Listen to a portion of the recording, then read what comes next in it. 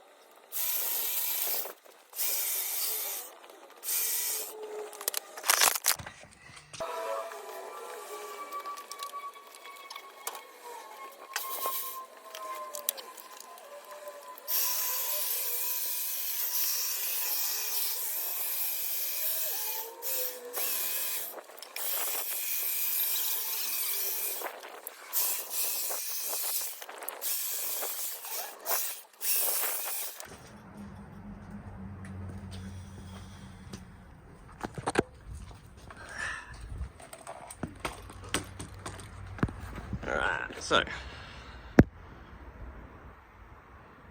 that's the ball. Here's the beautiful Maria hedge.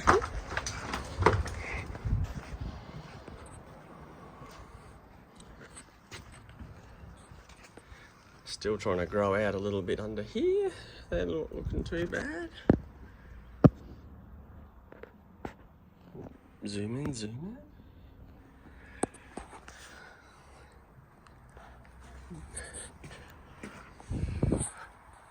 And let's go do these little fellas.